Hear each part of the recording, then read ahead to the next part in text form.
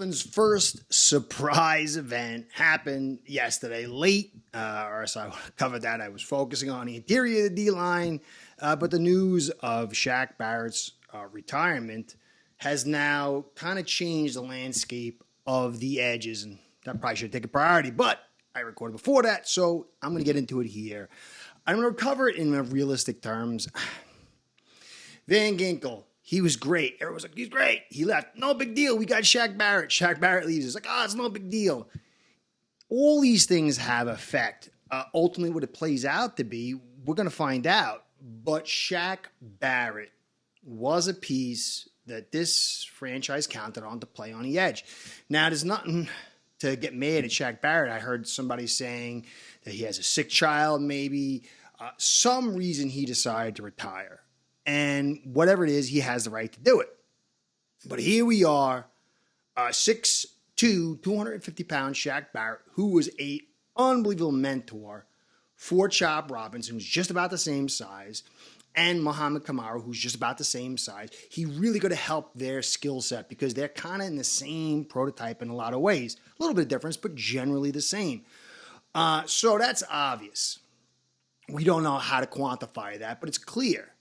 But the main point really is that the depth of this edge position is now much thinner. And unless Chubb and Phillips return very early, there's going to be these two rookies, Kamara and Chop, are going to be thrust into the forefront. And they're going to have to make plays early and often and being depended on far more than if Shaq Barrett was there. This does not mean the Dolphins are doomed. When you look at it, eventually, hopefully, you're going to get Chubb and Phillips healthy with a less green, some experienced Chop and Kamara, and that's going to be phenomenal. But from here to there is a lot different than Shaq Barrett. So, poo-pooing his retirement, I think, is not real. But then saying we're doomed, I don't think that is either. So I'm going to cover this whole thing. I'm going to go over Kamara and I'm going to go over Chop, to who they are as a player, what we got going on here on our edge position, and who we're going to have to get in there to take these reps. He played a lot of reps last year, Barrett did. And he was expected to contribute substantially, and he's not going to be in there. So in the end, it's not the end of the world. Weaver is going to get a huge feather in his cap if he can get Chop and Kamara just to be competent early. But we got to remember, these are rookies.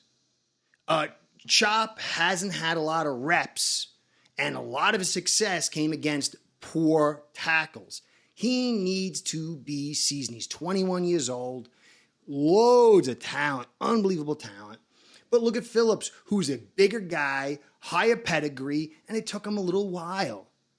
And then you got Kamara, who I like a ton, very physical, nice first step, but he played in a weaker conference. And he's going to be going against a whole new level of competition. Both these rookies are going to have to learn, and in that process, going to make mistakes. And that we really have to understand and be clear on. These guys can contribute, but they are rookies. And what they do in the middle to get closer to either side is going to make a big difference in this Dolphin season. So that's what I'm going to do, guys. Please like, subscribe, and comment. I'm trying to get to that 10K. As you know, it's critical to keep this gig going. So I appreciate all that you guys are doing and have done.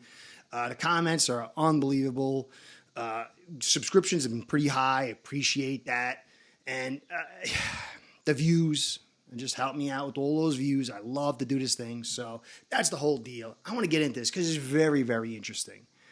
I think the DI spot, as of yesterday, was going to be very intriguing. We've got some clear answers in there, but then there's some questions and who they're going to take and how many players they're going to take inside. But now the edge is very nebulous.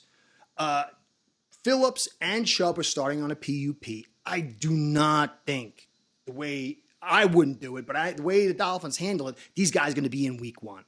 And if they get put on the IR, they have to miss 4 games, which is fine, okay?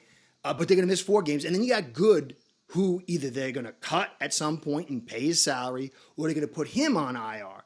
Now, the immediate problem with that is you only get 8 IRs returns for the season. If they put all 3 of these guys on the edge, and they might have had the opportunity to cut Good because of Shaq. But now that Shaq's gone, they might have to keep Good and use that IR designation, which will only give him 5 more for the season, which is a lot. But you saw last year, we were running out of them. So that's the thing on the face.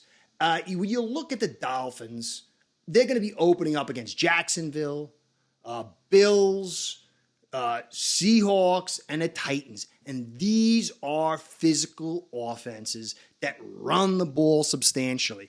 I have no problem with Kamara and Chop doing what they do in the pass rush. They are fast, explosive. They're going to attack the edges. But in the NFL, it's not just about that. And the run game now, Shaq could have came in and played that run game, allowed the youngsters to come in on definite pass rush downs. But now they're going to be expected to stop the run unless they can find somebody else. And when you go over the roster, you got Grayson Murphy. I don't know. Going to count on him. Vandenberg. I don't know. You got Good, who's going to be on IR. Quentin Bell. And you got Kamara, Robinson, Chubb. Barrett's no longer here. And Phillips. And then you've got Conan Calais-Campbell, who can play on an edge. You got maybe some linebackers and get out there. Sealer can contribute. But all this stuff is going to start moving guys to maybe areas of the defense that are not the most conducive at. So how Kamara and Robinson respond over this training camp and preseason is going to be critical. But now, because you got Kamara and Robinson and then, Campbell and some other guys, any injury in this area is going to strain this edge a ton. Now, Kamara and Robinson are unbelievable. I've been watching film on them, just attacking those gaps and shooting. And they're very aggressive and very physical. I like the strength of both of them. But they are small. Kamara's 6'1", 250. And he's the same size as Brooks, a linebacker, middle linebacker. It's kind of small. And they got both Chop and Kamara have shorter arms. And so now you got Kamara going to have to go start experiencing NFL length, NFL talent at the tackle position. And it's going to be an adjustment period. And same with Chop Robinson. And that works against them in the run game, but more so in the pass game, but more so in the run game. Chop struggles too much, I think, with tight end play. I like Kamara's ability to defeat tight ends. You could see that. I think that's not going to be a weakness for him. But both these guys are going to have to grow. It took Van Ginkel, who, look how good he was. 5th round. It took him a season and a half. It took Phillips a season and a half to get that run game down, to get themselves into the guys we know. So this is not going to be an easy thing. If you look at Kamara, it was a lower conference, and he was 166th in run stop grade. It's not good against lower competition. And then Chop was 312 against good competition. So this is the area where I'm concerned. Weaver can dial up blitzes. He can get Chop and Kamara shooting. But forget them lining up on the edge, in a 3-point stance or even in a stand-up position and get into guys and hold them and then shed and get to the tackle or hold the point. It's not going to be so easy. And that is my concern. Kamara's 24. He's physically matured. We're going to get what we're going to get. Chop is only 21.5, and so he's going to have to grow a little bit, but the beauty is he's going to get stronger. But it ain't happening this year. So we need to find somebody. I think that Greer's going to have to spend some cash to get some depth here, unless Chubb and Phillips make some miraculous return. These first 4 teams are going to be tough. We've got to get wins in at least 3 out of the 4 of them. But we get an early bye week, week 6. And so if we can get those early wins and this defense can do and this offense can do what it needs to, you've got Chubb and Phillips coming back at week 7. And that's a really good spot. But these first 4 games are going to be very challenging on this defense ability to stop the run. So that's where we're at. We got to see maybe Kamara and maybe Chop just have brilliant camps. They play way beyond what you think they're going to play. They play beyond their years. Maybe Weaver can dial up those blitzes without compromising things. You can do that.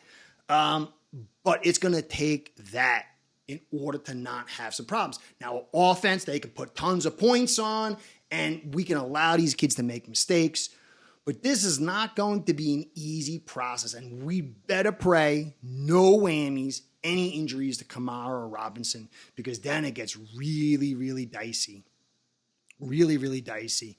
So now that Shaq's gone, I'm going to be interested to see who we take on the interior, who we keep on edge, and does Greer go outside and get some vet help? It's a totally new thing. There's not many rookies, guys, that actually come in and they blow it open and don't make critical mistakes.